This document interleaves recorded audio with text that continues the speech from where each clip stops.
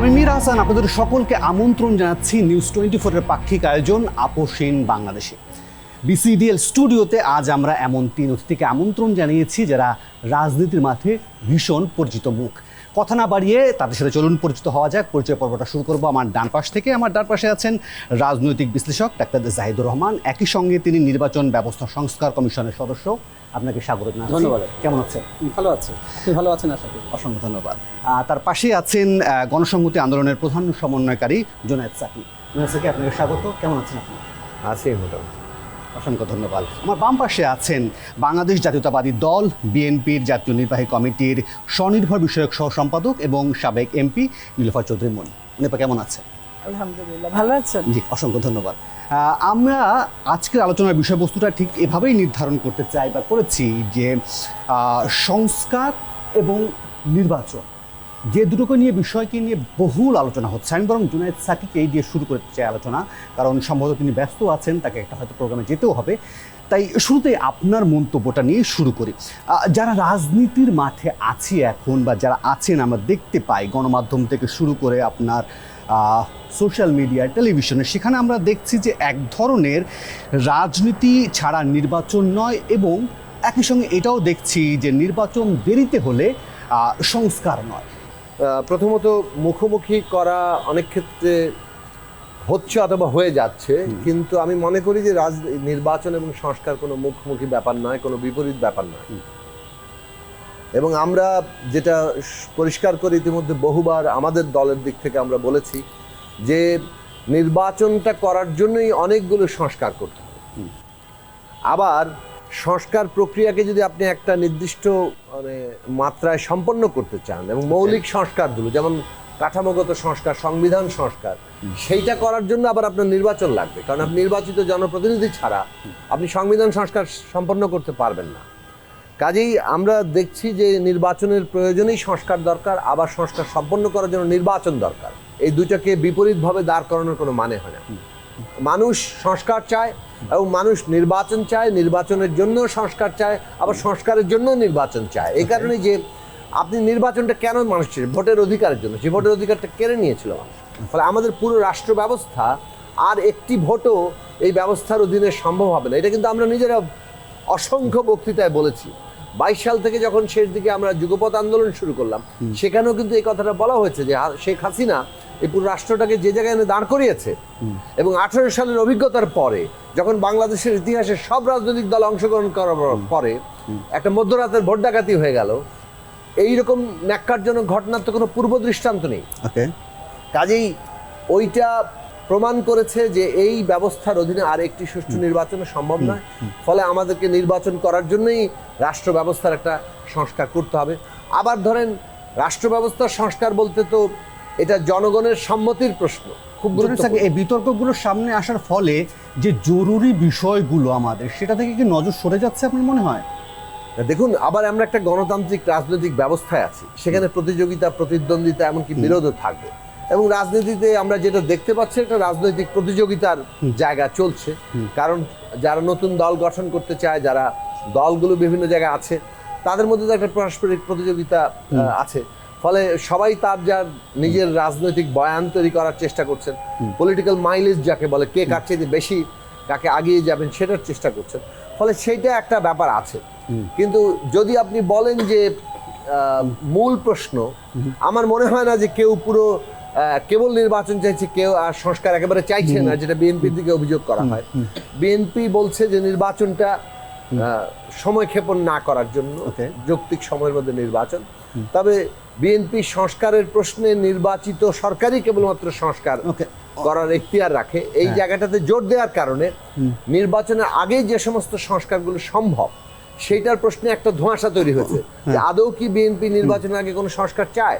আমার মনে হয় যে আমরা সরকারের সাথে যখন আলোচনায় বসবো, তখন বিষয়টি আরো স্পষ্ট হবে যে এফেক্টিভলি বিএনপি কি কি প্রস্তাব করছে কিংবা কোন প্রস্তাবে একমত হচ্ছে। আরেকটা জিনিস বলি, আবার অনেক ক্ষেত্রে উল্টো দিকটাও আছে।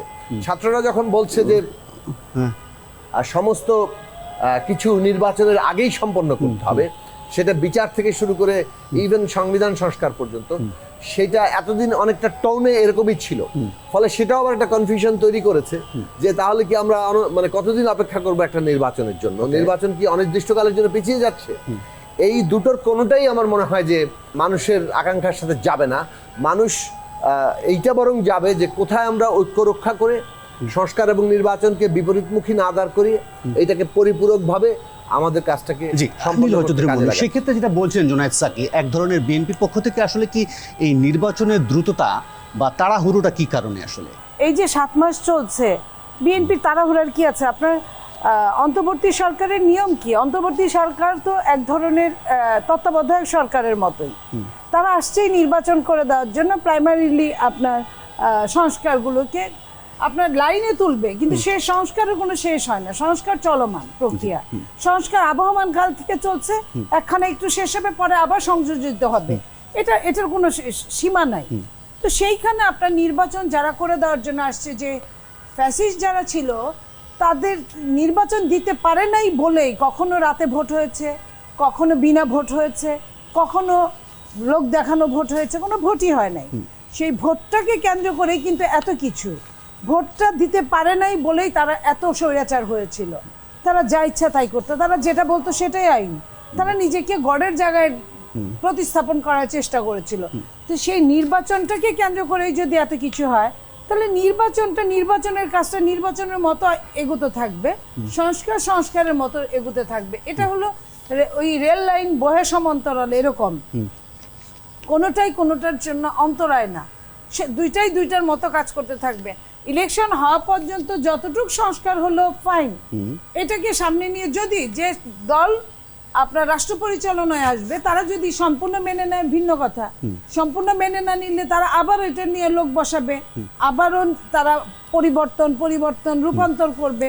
এটা কিন্তু আবহমান, মানে বাংলাদেশ প্রতিষ্ঠিত হওয়ার পরে থেকে আমি গণমাধ্যমে লক্ষ্য করছিলাম জুনায়েদ সাকির একটি বক্তব্য, সেখানে তিনি তাদের গণসংহতি আন্দোলনের কোনো এক সমাবেশে বলছিলেন যে সংস্কার এবং নির্বাচন দুটো বিষয়টিকে একেবারে মুখোমুখি করা হচ্ছে।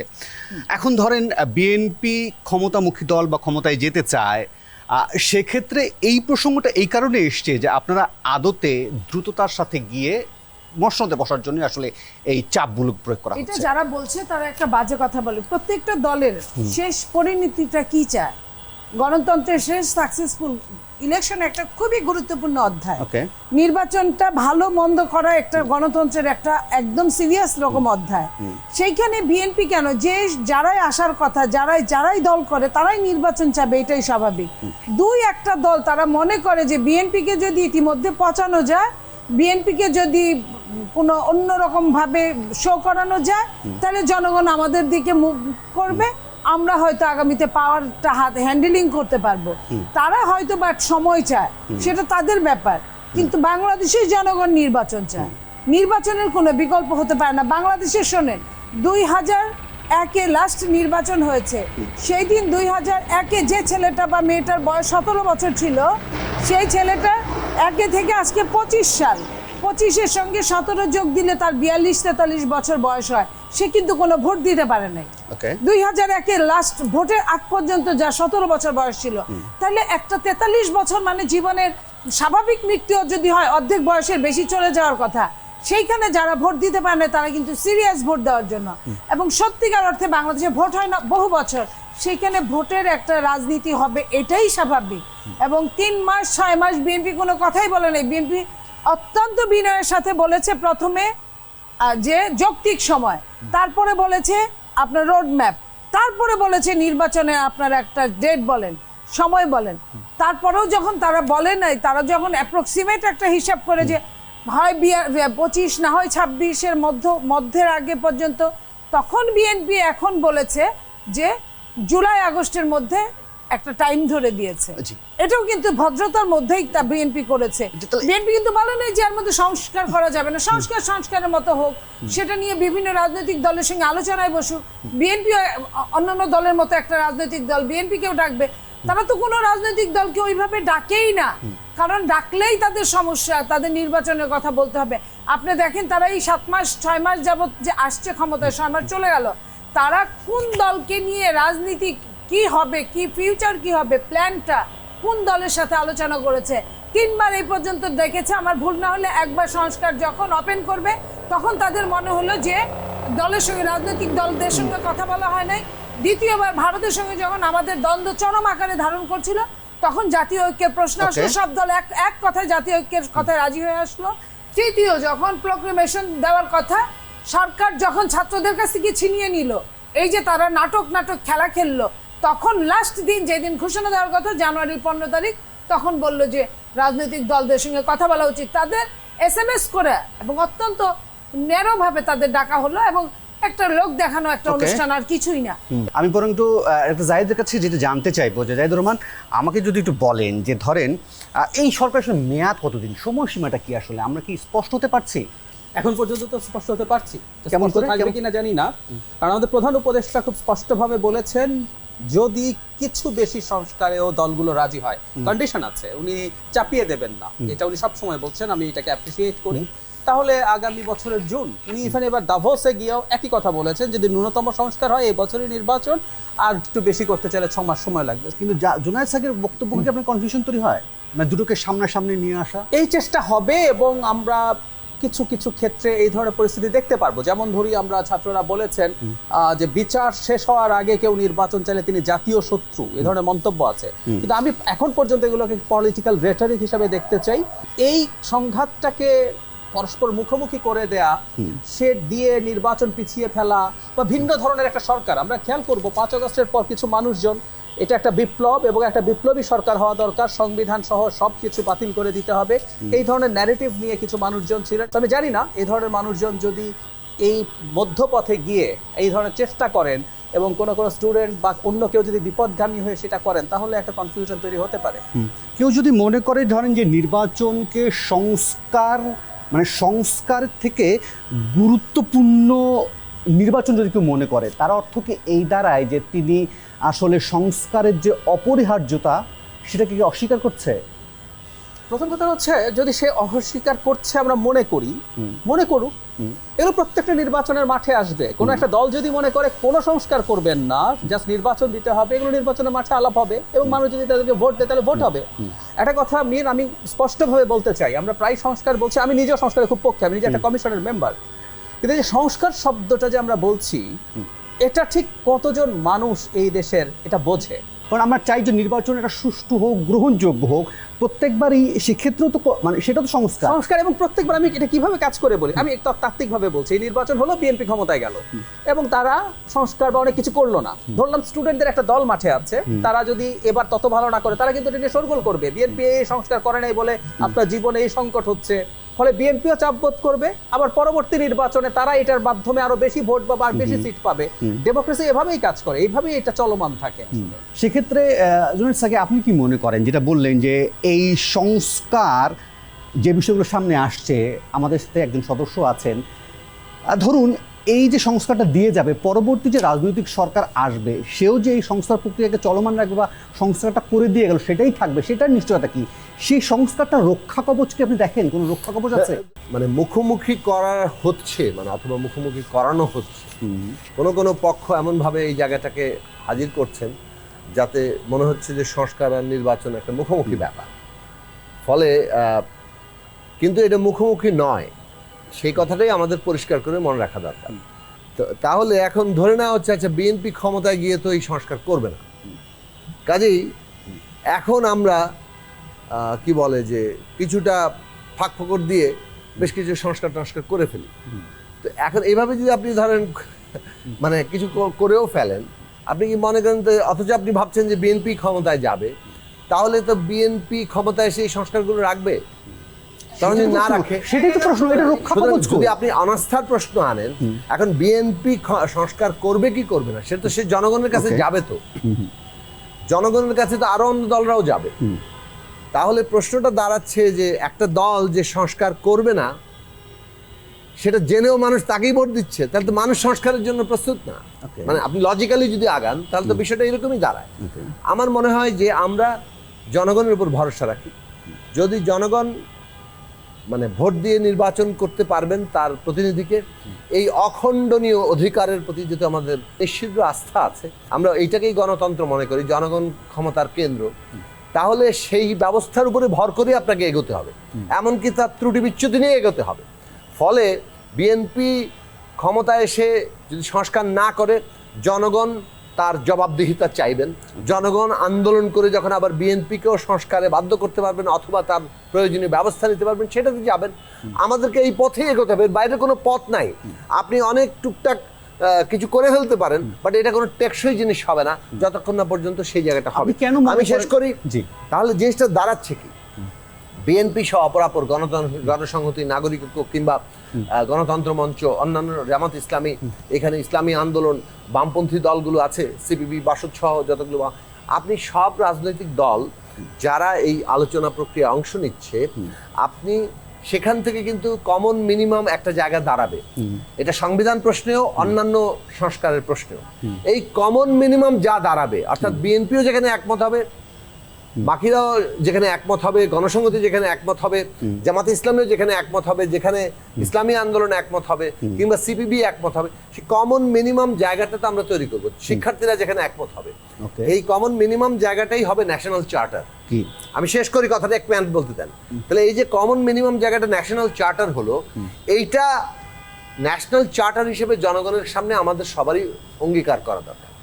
এবং আগামী পার্লামেন্টে এই সংস্কারগুলো যেগুলো আগে বাস্তবায়িত হচ্ছে না, যেগুলো আগে হচ্ছে সেটা হচ্ছে, এবং পরে যেগুলো হবে, উভয়টাই আগামী পার্লামেন্ট এবং পরবর্তী সরকার এগুলো রক্ষা করবে। এই যে অঙ্গীকার, এই যে পরবর্তী সংসদের 6 মাসের মধ্যেই একটা নির্দিষ্ট সময়ের মধ্যেই সংস্কার সম্পন্ন করাবে, এই যে জাতীয় অঙ্গীকার, এমনকি তার প্রয়োজনীয় একটা লিগ্যাল বাইন্ডিং যদি সকলে সম্মত হয়, সেইটাই বাংলাদেশের চেষ্টা করা উচিত। তাহলে যেটা হবে যে আমরা সত্যিকার অর্থে একটা সংস্কারে যেতে চাইবো। আপনি যদি মনে করেন কাউকে একটু চালাকি করে বেশি খাইয়ে দিবেন, বাস্তবতা সেটা হবে না, কিন্তু তখন একটা পলিটিক্যাল কনফ্লিক্ট তৈরি হতে পারে। যে ধরেন যে সময় মানে জাতীয় সংলাপের বিষয়টা খুব জরুরি হয়ে ওঠার কথা, সেই সময় সংস্কার বনাম নির্বাচন, এই বিতর্কটা কেন মাথা চাড়া দিচ্ছে? এবং যে শঙ্কাটা জুনায়েদ সাকিরা করছেন যে ধরেন এর পরের যে রাজনৈতিক দলটি ক্ষমতায় আসবে, সে তো সংস্কার নাও করতে পারে, এবং কেউ কেউ দ্রুত নির্বাচন চাইছেন বাড়তি সুবিধা পাওয়ার জন্য।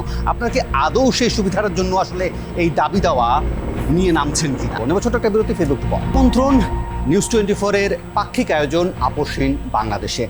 নীলুফার চৌধুরী মনি, যে প্রশ্নটি আসলে বিরতির আগে রেখে গিয়েছিলাম, যে বলা হচ্ছে যে এই সময়টা আসলে মানে জাতীয় সংলাপটা আসলে খুব ভীষণ রকম জরুরি, কিন্তু সেই সময়ে এসে নির্বাচন বনাম সংস্কারের যে বিতর্কটা সামনে আসছে এবং বড় আকারে আসছে, সেটাকে আপনি কিভাবে দেখছেন? এক, আর যেই রাজনৈতিক দলটা সামনে ক্ষমতায় আসবে, সে কি আসলে সংস্কার করবে কি করবে না, সেটাও একটা জরুরি প্রশ্ন হয়ে যাচ্ছে। এটা আপনার মাথায়, আপনার রাডারে যেটা ধরা পড়ে, সেটা কেন একটা সরকার তাদের রাডারে ধরা পড়ে না? অতীত থেকে যদি আমরা অতীতচারণ করি, অনেকেই অনেক সংস্কার করেছে তখনও, এবং সংস্কার পন্থী বলে একটা পন্থী হয়ে গিয়েছিল প্রায় সব দলে। তাদের অবস্থান পরবর্তীতে খুব একটা ভালো দেখা যায় না, এবং ওই সংস্কারগুলো কোনো ধূপে টিকে নাই ম্যাক্সিমামগুলো। সেইখানে বর্তমানে যারা আসবে তাদের সাথে অন্তর্বর্তীকালীন সরকারের সম্পর্কটা তারা ইচ্ছা করেই কিনা আমি জানি না, সম্পর্কটা তারা খুব সুন্দর রাখছে না। এখন আপনি এর সঙ্গে আমার যদি সম্পর্ক ভালো না রাখেন, যারা আগামীতে রাষ্ট্র পরিচালনায় আসবে, তারা যে আপনার ওই সংস্কার বাধ্য হবে, ওই সংস্কার ফুলফিল করতে, এটা তো বলা যায় না। কারণ আপনি যেভাবে সংস্কার করেন, আপনার হাজয়যুক্ত হয়েছে না বললে 3 বার, সংস্কার ফুলফিল হবে না। সংস্কারকে আপনার আইনে পরিণত করতে হবে। নির্বাচনটা যদি এটাই করে যে রাজনীতিবিদদের কাছেই আমাকে রাষ্ট্রকে ছেড়ে দিতে হবে, তাহলে সেই হিসেবে রাজনীতিবিদদের সঙ্গে সম্পর্কটা সুন্দর রেখে সংস্কার করেন, আপনি যা খুশি তাই বলেন। আমরা মুখ দিয়ে যতই বলি 5 আগস্টে একটা রেজিমের চেঞ্জ হয়েছে, রেজিমের পুরাটার চেঞ্জ হয় নাই। একটা প্রধানমন্ত্রী সে পালিয়ে গেছে, সঙ্গে তার কিছু পাইক পিয়াদা নিয়ে পালিয়ে গিয়েছে, স্টেপ বাই স্টেপ। এখন আমি আপনার কথা বলি বা না বলি, সরকার কিন্তু এটা দায় এড়াতে পারবে না, টুডে অর ফিউচার। সরকার এটার জবাবদিহিতা দিতে বাধ্য, এবং এটার জন্য সরকারকে পানিশমেন্ট পেতেই হবে। তো এই যে যাওয়ার জন্য সুযোগ যারা করে দিল, তারা তো এই রেজিমের পতন চায় নাই। রেজিম কিন্তু এখন আছে, যে কারণে বিভিন্ন আন্দোলনের নামে বিভিন্ন সমস্যা ক্রিয়েট হচ্ছে। সরকার না তাদের অর্থগুলাকে একখানে করতে পেরেছে, রাষ্ট্রীয় কাজে ব্যবহার করতে পারছে, না তাদেরকে অ্যারেস্ট করতে পারছে, তাদেরকে শাস্তির আওতায় আনতে পারছে, তাহলে এইটা করতে পারছে না, অথচ সংস্কারের নিয়ে এমন একটা ধোঁয়া তুলেছে যে এই সংস্কারটা তারা সবাই মিলেই বিঘ্নিত করার চেষ্টা করছে, এবং এই কারণে এই সরকার কোনোভাবেই যোগ্য হতে পারে না বর্তমানের জন্য। এটার জন্য আপনাকে যে কোনোভাবে হোক নির্বাচন দিতে হবে। জি জুনায়েদ সাকি, তাহলে এই বিতর্কটা মানে একই প্রশ্ন আপনাকে করতে চাই যে মানে এই বিতর্কটা তুলে কার লাভ কার ক্ষতি হচ্ছে আসলে? না দেখুন, লাভ কার ক্ষতি সেটা তো মানে যার যার জায়গা থেকে তারা বুঝবেন, কিন্তু সামগ্রিকভাবে আমাদের মানে যদি আপনি বলেন যে ওই যে আমাদের একদিকে প্রতিযোগিতা প্রতিদ্বন্দ্বিতা, আরেকদিকে হচ্ছে একটা রাজনৈতিক ব্যবস্থা গড়ে তোলার জন্য যে ন্যূনতম প্রয়োজনীয় জাতীয় ঐক্য, দুটো একসাথেই কিন্তু চলতে হবে। প্রতিযোগিতা প্রতিদ্বন্দ্বিতা নাই করে দেওয়া যাবে না, কিন্তু সেইটা করার সময় খেয়াল রাখতে হবে যে আমাদের যে ন্যূনতম জাতীয় ঐক্য রক্ষা করতে হবে এই ঐতিহাসিক পর্বে, ওইটা যেন আমরা ভুলে না যাই, না হলে কিন্তু আমরা অভ্যুত্থানী বিপর্যয়ের মুখে পড়তে পারে এবং আমরা সবাই বিপদগ্রস্ত হতে পারি। আমি দুটো বিষয় বলবো। দেখুন, সুরক্ষা কে দিবে? এক তো হচ্ছে যে সংস্কার প্রশ্নে যদি আমাদের ন্যূনতম জাতীয় চার্টার তৈরি হয় সবার ঐক্যমত্যে, অর্থাৎ ফ্যাসিবাদ বিরোধী সকল শক্তি যাদের সাথে আলোচনা হচ্ছে তাদের ঐক্যমত্যের ভিত্তিতে একটা চার্টার যদি তৈরি হয়, সেই চার্টার যদি আগামী সংশোধনে বাস্তবায়নের সব অঙ্গীকারনামা থাকে, সেটা আমি নিজে মনে করি একটা সুরক্ষা। কেউ যদি সেখান থেকে সরে, তাকে কিন্তু জনগণের কাছে জবাবদিহিতা করতে হবে। 2 নম্বর জিনিস হচ্ছে সাংবিধানিক সুরক্ষা কি, আইনি সুরক্ষা কি। একটা বড় প্রশ্ন হচ্ছে যে গণপরিষদ করার জন্য সেই ক্ষেত্রে বিদ্যমান সংবিধান বাতিল করতে অথবা স্থগিত করতে হয়। গণপরিষদ এদেরকে সময় চলে গেল না? মানে শেষ করি। জি, এর দাবি এখনো আছে, শিক্ষার্থীদের দাবি করছে, আমাদেরও দাবি ছিল, কিন্তু প্রশ্নটা হচ্ছে এটার জন্য সবাই মিলে সংবিধান বাতিল অথবা স্থগিতের পক্ষে ঐক্যমত্য হতে হবে। সেই ঐক্যমত্যটা এখনো তৈরি হয়নি। অন্যদিকে সাধারণ পার্লামেন্ট করলে আদালতের হস্তক্ষেপের সুযোগ থাকে, যেমন ধরেন আমরা 8ম সংশোধনী করলাম সব সংস্কারগুলোকে, কিন্তু সেইটা আবার আদালত দেখবে যে এটা সংবিধানের সাথে সঙ্গতিপূর্ণ কিনা। কারণ ত্রয়োদশের পরিণতি কি হয়েছে, পঞ্চদশে আপনি জানেন, পঞ্চদশের পরিণতি সর্বশেষ আদালত বলেছে এটা ঠিক। তাহলে আদালত তো সংবিধানের অভিভাবকত্ব করে। আমরা যখন পিপলের উইল আকারে সংবিধানকে হাজির করি, তখন সেইটাকে আদালত প্রশ্ন করে না, কিন্তু আদালত ওই সংবিধান অনুযায়ী সুরক্ষাটা দেয়। ফলে আমরা যদি এই আগামী নির্বাচনটাকে একটা সংবিধান সংস্কার সভার নির্বাচন বলি, রিফর্ম অ্যাসেম্বলি বলি, তখন রিফর্ম ইটসেলফ, সংস্কার নিজেই হচ্ছে জনগণের অভিপ্রায়, এবং এই সংস্কারগুলোকে জনগণের অভিপ্রায় আকারে ধরা হবে। তার মানে সংস্কারকৃত সংবিধানটিকে প্রশ্ন করা নয়, বরং সুরক্ষা দেওয়া তখন আদালতের কর্তব্য দাঁড়াবে। ফলে সেই জায়গাটা পিপলের উইল আকারে আমরা সেই জায়গায় তৈরি করতে হলে সংবিধান সংস্কার সভা নির্বাচনের কথা আমরা বলছি। দ্যাট ক্যান বি এ 2 অর্থে কি বলে সুরক্ষার জায়গা, এবং ওইটা ঐক্যের জায়গাও। আর সর্বশেষ যে কথাটা আসলে বলা দরকার, যে আমরা যাই করি না কেন, যেহেতু এই অভ্যুত্থান একটা মানে বিভিন্ন অংশীজনের সম্মিলিত লড়াই, ছাত্রদের অগ্রণী ভূমিকা আমরা সকলেই স্বীকার করেছি, কিন্তু বিভিন্ন অংশীজনের রাজনৈতিক দল, শ্রেণী পেশার সংগঠন, সাধারণ জনগণ, অভিভাবক, ছাত্ররা সবাই মিলে কিন্তু এই অভ্যুত্থান সফল করেছে। বিভিন্ন অংশীজনের মধ্যে যদি ন্যূনতম জাতীয় ঐক্যমত্য আমরা রক্ষা করতে না পারি, পুরো পলিটিক্যাল ট্রানজিশন পর্বে আমরা সবাই বিপদগ্রস্ত হব। জাহিদ রহমানের কাছে জানতে চাইবো, যা শুনলেন আপনি মনিয়াবার কাছ থেকে বা জুনায়েদ সাকির কাছ থেকে, আপনার কি মনে হয় ঐক্যমত্য গড়ে তোলাটা একটা বড় চ্যালেঞ্জ হয়ে যাবে, বা কি করে আমরা ঐক্যমত্যটা গড়বো? আমি এই মুহূর্তে খুবই বড় চ্যালেঞ্জ দেখছি। আমরা এই গণঅভ্যুত্থানের পর কতগুলো খুবই ইম্যাচিওর চিন্তা, ইম্যাচিওর সিদ্ধান্ত, ইম্যাচিওর বক্তব্যের কারণে আমরা আমাদের দলের সাথে বিভিন্ন গোষ্ঠীর মধ্যে নানা রকম কনফ্লিক্ট তৈরি করেছি। প্রথম হলো এই গণঅভ্যুত্থানের কৃতিত্ব নিয়ে আমরা তখনই প্রথম ডিভাইডেশন, যে জুলাই আগস্টেই সব ঘটনা ঘটেছে, এর আগে 15 বছরের কোনো হিস্ট্রি নাই, এটা একটা প্ল্যান মুভমেন্ট, একজন ব্রেইন আছে তার পেছনে, নানান কথাবার্তা হতে থাকলো। আচ্ছা, তারপর এটা যখন কমলো, এই সরকার চলবে না, বিপ্লবী সরকার তৈরি করো, সব বাতিল করে দাও, কনস্টিটিউশন উইথহেল্ড করো, এসব হলো। এটা বিভেদ তৈরি করলো। করতে করতে আমি এখন কিন্তু বেশ ডিপ সিটেড একটা অবিশ্বাস দেখতে পাচ্ছি। সো এখন কাজটা অসম্ভব না হলেও খুবই চ্যালেঞ্জিং হয়ে গেছে, এতে কোনো রকম কোনো সন্দেহের নাই। সাকিব ভাই যে কথাটা বলেছিলেন, এখন আসলে ওটাই করার বাকি আছে, ন্যূনতম যতটুকুতে সবাই একমত হবে ততটুকু করা। এবং আপনার ওই প্রশ্ন যেটা সাকিব ভাই করছে, আমি জবাব দিতে চাই, কোনো সেফগার্ড আসলে নেই আমি মনে করি। আমি একটু উদাহরণ দিই। কনস্টিটিউশন অ্যামেন্ড যেগুলো করার আছে সেটা সরিয়ে রাখে, আইন তো পরিবর্তন করা মুহূর্তের ব্যাপার। 1/11 সরকার 150টা অধ্যাদেশ জারি করেছিল, তার মধ্যে 50টার মতো আইনে পরিণত করেছিলেন শেখ হাসিনা, 100টা বাতিল। নাম্বার 2, ধরুন আরপিও যতটুকু সংশোধন করেছে সেটাও পুরোটা করে নাই, যেমন না ভোট বাদ করে দিয়েছে। তো সংবিধান সংশোধন করে সব ঠিক করলে ওটাও সেফগার্ড দেবে, নট নেসেসারি। আমি মনে করি যে সেফগার্ডের এই দুটো বিষয় যেটা বললাম করবো আমরা, এগুলো করবো, আমি এটা দ্বিমত করছি না। সেটা হচ্ছে আইনগত দিক থেকে আমরা বললাম, কিংবা সকলের অঙ্গীকার, এগুলো ছাপিয়ে ও যেটা বলছে যে আবারও একটা অগণতান্ত্রিক শক্তি আসতে পারে এবং সে আবারও রাতের ভোট করতে পারে, অনেক কিছু করতে পারে। সেটার সুরক্ষা কিন্তু জনগণ, সেটার সুরক্ষা হচ্ছে একটা গণতান্ত্রিক শক্তি, যে গণতান্ত্রিক শক্তি শেষ পর্যন্ত গণতন্ত্রকে পাহারা দিতে হয়। গণতন্ত্রের কোনো নিশ্ছিদ্র ব্যবস্থা নেই, চূড়ান্ত ব্যবস্থা নেই। যুক্তরাষ্ট্র বলেন, ভারত বলেন, সব দেশ বলেন, সব জায়গায় কিন্তু গণতন্ত্র প্রশ্নবিদ্ধ হচ্ছে এবং আবারও লড়াই করছে। তাহলে সংস্কার বিতর্কটাতে কার লাভ কার ক্ষতি হচ্ছে? তাহলে মানে এই সংস্কার বিতর্কটা সেটা হলো সংস্কারের কার লাভ ক্ষতি? লাভ ক্ষতি বলি, মানে আপনি একবার বলছেন যে কোনো রক্ষা কবচ নেই, না। যদি রক্ষা কবচ নাই থাকে তাহলে কোন সংস্কার করতে হবে না তা বলছি না। কোন সংস্থার জন্য? যদি এটা ফুল প্রুফ না, যদি আপনি যদি বলতেন যে কোন সংস্থার জন্য অপেক্ষা করছি, যদি এই সংস্কারের কোনো রক্ষা কবচই না থাকে, তাহলে আমরা এতগুলো কমিশন করে আসলে কার জন্য অপেক্ষা করছি, কিসের জন্য অপেক্ষা করছি? আমি বলেছি এবং তার সমাধান সূত্রটা কি? গুরুত্বপূর্ণ রক্ষা কবচ। একটা আমি বলেছি জাতীয় অঙ্গীকার নামা, এখান থেকে সরলে যারা সরবেন তাদেরকে জনগণের কাছে জবাব দিতে হবে।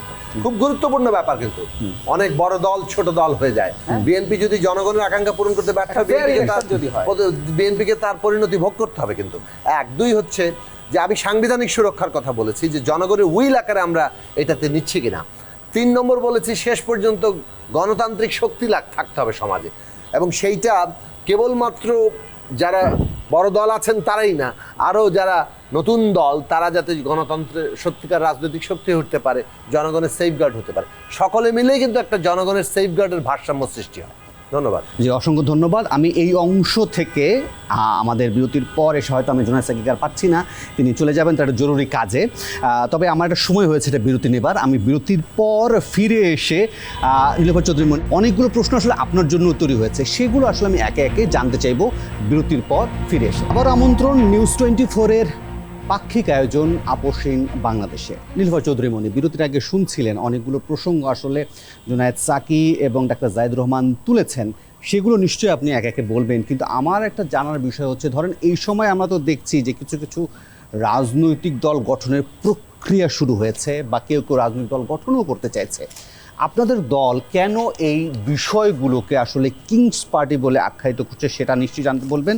এটা যার যার ব্যক্তিগত অভিরুচি, যে ব্যক্তিগত মতামত, কেউ অন্য দল গঠন করতে পারে, চলে যেতে পারে, থাকতে পারে, নতুন দলের লোকজনও আসতে পারে। আমরা মোস্ট ওয়েলকাম বলি। আমরা ছাত্রদের কথা শুনেছি, তাদেরকে আমরা মোস্ট ওয়েলকাম বলেছি, এবং তাদেরও ধৈর্য ধরে গণতন্ত্রের প্রক্রিয়ার মধ্যে থেকে রাজনীতি করার জন্য আমরা ওয়েলকাম করেছি।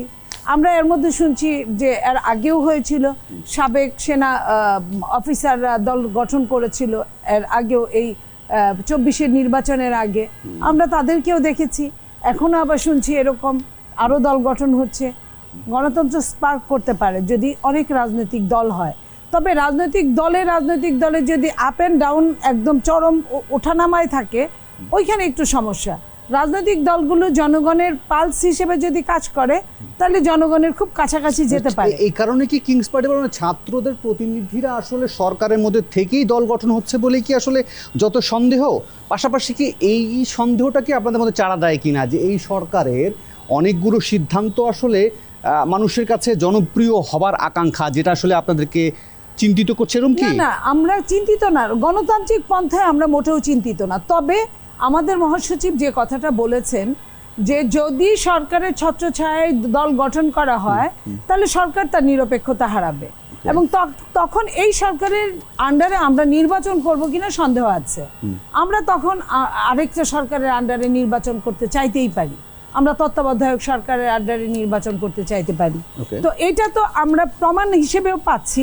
আপনি দেখেন যে এই কথা বলার পরে সবাই একটু নড়ে চড়ে বসলেন, তারা অনেকেই বললেন তারা রেজিগনেশন দিবেন, কিন্তু এখন শুনি যে না, এটা রেজিগনেশন তারা দিবেন না। দিবেন কখন? যখন তফসিল ঘোষণা হবে, ঠিক আগে আগে এরকম দিতে পারেন। তো যদি সরকারের ছত্রছায়া, আপনি একটা জিনিস এক্সাম্পল দেখাই, 100 বা 200 টাকার কম্বল, সরকারি কম্বল কত টাকার হয় আপনি আমি সবাই জানি, একদম ঝিলঝিরা, একদম দেওয়ার মতো, দেওয়ার জন্য দেওয়া। এই জিনিসগুলো দেওয়ার জন্য যখন 28 বার একজন উপদেষ্টাকে হেলিকপ্টারে ওঠানামার জন্য আমরা লিস্টে দেখি, তখন আমরা তো মনে করতেই পারি যে এটা তাদের প্রচারণার একটা অংশ হিসেবে ধরে নেওয়া হয়েছে।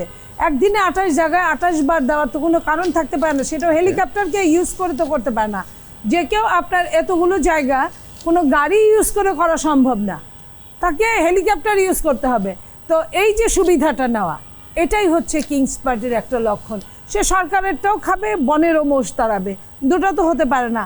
আমি ঢাকা বিশ্ববিদ্যালয়ে ঢুকতে পারবো না, তারা একের অধিকবার মিছিল করবে ওই জায়গাটায়, তাদের উপর কোনো এম্বার্গো নাই। এম্বার্গো যত সব আমাদের সন্তানদের উপর। এটা হলে তো আপনার এক চোখা পানা হবে, তাহলে তো কারোর জন্য পৌষ মাস, কারোর জন্য সর্বনাশ। আমরা এই জায়গাটা চাই না, আমরা চাই গণতান্ত্রিক ওয়েতে তারা দল গঠন করবে, তারা সরকার থেকে নেমে এসে আমাদের কাতারে দাঁড়িয়ে দল গঠন করতে হবে, কিন্তু আমাদের কাতারে দাঁড়িয়ে তার প্রচারণা করতে হবে, দলকে অগ্রসর করতে হবে, এই কথাটা আমরা বলতে চাই। কিন্তু এই বিতর্কটাও বা এই প্রশ্নটাও তো খুব বড় আকারে আসে যে বিএনপির যখন জন্ম হয়েছিল সেই দলটিও তো একটি ক্ষমতার কাঠামোর মধ্য থেকেই ক্ষমতায় এসেছিল বা দলটা গঠন হয়েছিল, সেটার একটা উত্তর দিবেন কি করে? বিএনপির ওই সময়টার সাথে এই সময়টার কোনো আকাশ পাতাল ব্যবধান আছে।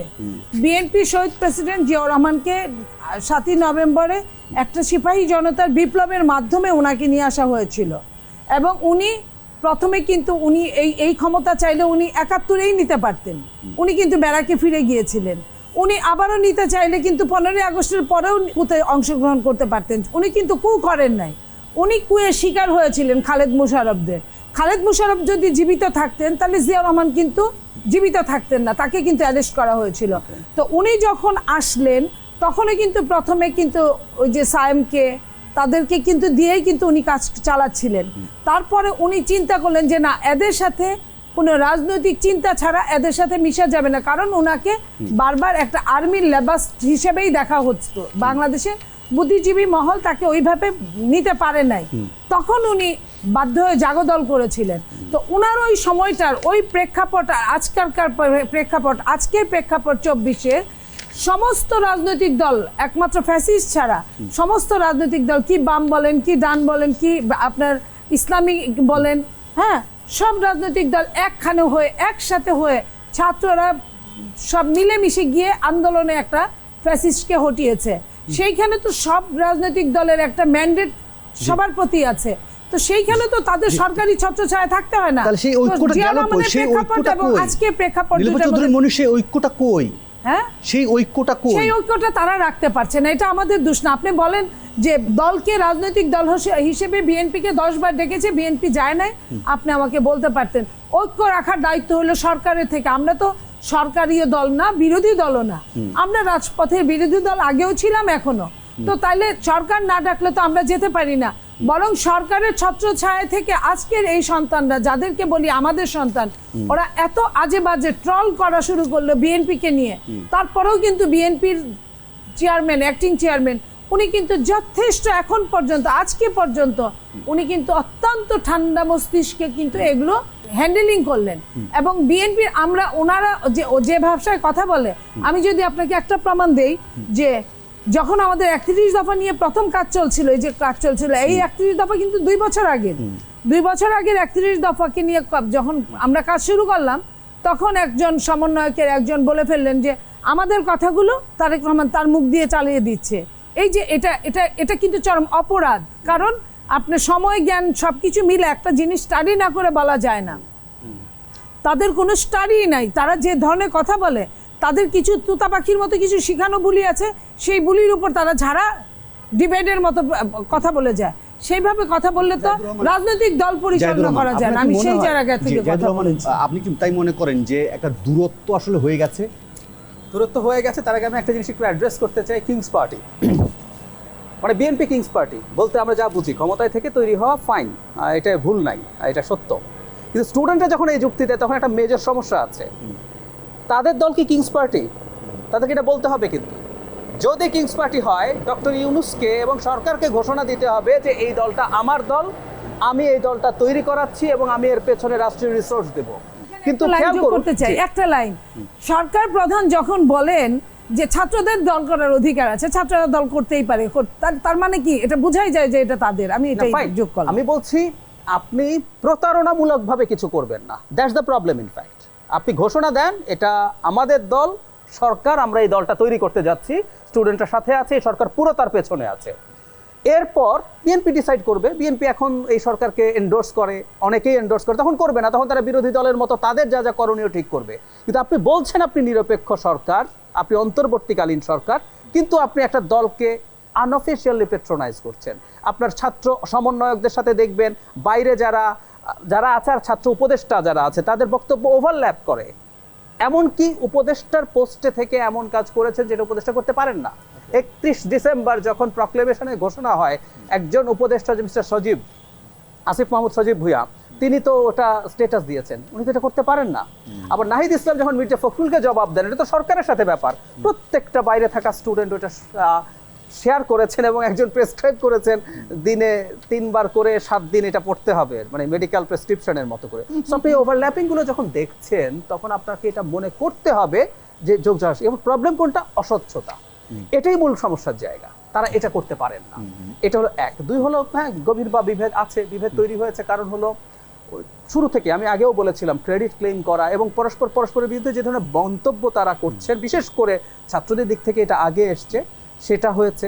এবং পরবর্তীতে যে হয়েছে তাদের কিছু চাওয়া যখন বিএনপি রেজোনেট করে না, বিএনপিরও পলিটিক্যাল হিসাব নিকাশ আছে, রাষ্ট্রপতিকে সরানো নিয়ে, সংবিধান স্থগিত করা নিয়ে, প্রক্লেমেশন নিয়ে, যখন এই জায়গাগুলোতে বিএনপি তার চিন্তা মতো এটা করে নাই, তখন স্টুডেন্টদের মধ্যে তারা এটাকে বিভেদ হিসাবে দেখতে চেয়েছে এবং তাদের মধ্যে এই যে বিভেদ আছে এটা এখন বেশ সিরিয়াস করছে। কবে হবে যে জাতীয় সংলাপের কথা সবাই এটা বলছিল? 15th, এটা 15th। সেই জাতীয় সংলাপটা কি শুধুমাত্র এই রাজনৈতিক দল যারা আছেন তাদের সাথে জাতীয় সংলাপটা, নাকি এই যে ধরেন বলা হচ্ছে একজন ফ্যাসিস্টকে হটানো হয়েছিল, সেই ফ্যাসিস্টকে হটানোর জন্য ছাত্র, শিক্ষক, ঢাকার অনেক দিনমজুর বলেন বা গ্রামের গঞ্জের অনেক মানুষ বলেন, তারা তো ছিল, সেই সংলাপগুলো কি জাতীয় সংলাপ শুধুমাত্র এই রাজনৈতিক দলগুলোর মধ্যে হবে? অন্যান্য যে স্টেক হোল্ডার আছে তাদের সাথে কি হবে না? এখন পর্যন্ত অন্য স্টেক হোল্ডারের কথা আমরা জানি না, আপনি রাইটলি বলছেন, আমি মনে করি সবার সাথে উচিত, এবং এটা সেই সংলাপটা হবে মূলত সংস্কার নিয়ে মিড অফ ফেব্রুয়ারি থেকে শুরু হবে।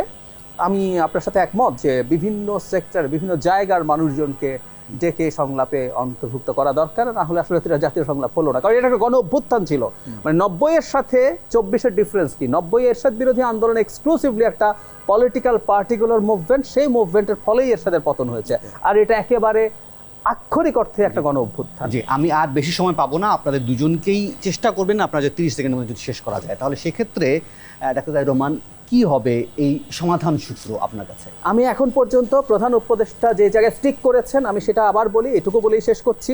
উনি প্রত্যেকটা ভাষণে, প্রত্যেকটা জায়গায় স্পেসিফিকলি একটা কথা বলছেন, কোনো রকম কোনো সংস্কার চাপিয়ে দেবেন না, একমত যতটুকু হবে ততটুকুই তিনি করবেন, সেটার উপরে ভিত্তি করে নির্বাচন হবে। সেটা যদি হয় আমরা সেটা করি। একটা কমিটমেন্ট আমরা যদি অন্তত সব দল করতে পারে, একটা বটম লাইন, আমরা আর কেউ কখনো নির্বাচন ম্যানিপুলেট করার চেষ্টা করব না, এবং তত্ত্বাবধায়ক সরকার আমরা একমত হয়ে একটা তৈরি করব। 5 বছর পর পর যদি একটা পার্টিসিপেটরি অ্যাকসেপ্টেবল ইলেকশন হয়, বাংলাদেশের সমস্যা কেটে যেতে বাধ্য। 20 বছর পর দেখবেন আমরা একটা ডিফারেন্ট বাংলাদেশ পাবো। যাবতীয় যত সংস্কার আমরা এখন করতে পারি নাই বলছি, জনগণের চাপে এবং অন্য দলের চাপে যে ক্ষমতায় থাকবে তাকে এগুলো করতে হবে না, আমরা ওনাকে ক্ষমতা থেকে সরিয়ে দেবো। নতুন যে দল আছে সে সংস্কারের কথা বলে সে ইলেক্টেড হয়ে যাবে, সে সংস্কার করবে, এভাবেই ডেমোক্রেটিক প্রসেস আগায়। সরাতে গিয়ে কি আবারও সেই রক্ত ঝরাতেই হবে নাকি? আমরা ওই একটা জিনিস নিশ্চিত করতে হবে, ওই যে বলছি সরাবো বলতে আমি বোঝাচ্ছি নির্বাচন, আমরা ভোট দেবো না, সেটা করবো। ওই একটা জিনিস, একটা সংস্কার যদি করতে পারি, বাংলাদেশে কেউ আর জোর করে ক্ষমতায় থাকবো না। That's more than enough. অসংখ্য ধন্যবাদ নীলিমা চৌধুরী মনি। সমাধান সূত্র কি? ওনার ওইটার সূত্র ধরেই বলছি, এটা সম্ভব না। কারণ আমি আমার এই মনের মধ্যে সাদা আছে, আমি কালো কিছু চিন্তা করছি না, আমি সরালাম না। কিন্তু আরেকজন যে দায়িত্বে আসবে আমার পরে বা আমার আগে, সে যে সরাবেন না তার তো কোনো কথা নেই। কারণ ওই যে আপনার না জয়যুক্ত হয়েছে বললেই তো সরে যাবে, তো সে আবার আরেকটা সংশোধনী আনতে পারে। তো সংশোধনী আনার জন্য এখানে কিছু একটা চিরন্তন আইন বলতে কোনো শব্দ নাই, সব আইনের মধ্যেই সংশোধনী থাকতেই পারে। তো সেই সংশোধনী যে থাকতে পারে, এখানে মাইন্ডসেট একটা বড় ব্যাপার। যে পর্যন্ত বাংলাদেশের মানুষের এবং সাথে বাংলাদেশের অবশ্যই রাজনীতিবিদদের মাইন্ডসেটের একটা চেঞ্জ না আসবে, অন্যায়কে চরমভাবে ঘৃণা করাটা না আসবে, সেই পর্যন্ত আপনার এবং আইনের অনুশাসনটা কার্যকর উপায়ে মানে গঠন না করা হবে, ততক্ষণ পর্যন্ত এটা বলাই বাহুল্য, এটা বলেই আর কিছুই হবে না। কার্যকর হিসেবে আমরা পাবো না। আমরা কার্যকর হিসেবে তখনই পাবো যখন সত্যিকার অর্থে আমার মাইন্ডসেটটা এমন হবে যে আমার ভোট আমি দিব, যাকে খুশি তাকে দিব, আর আমার আইনের অনুশাসন হবে, আমি যদি এর অন্যথা করি আমার জন্য একটা কঠিন শাস্তি অপেক্ষা করবে। আপনারা দুজন আপনাদের মূল্যবান সময় দিয়েছেন, আপনাদের মূল্যবান মন্তব্য দিয়েছেন। আর এই ছিল আজকের আপোষহীন বাংলাদেশে। আবারও দেখা হবে নিউজ 24 পর্দায়। সে পর্যন্ত ভালো থাকুন, সুস্থ থাকুন। নিউজ 24, গণমানুষের গণমাধ্যম।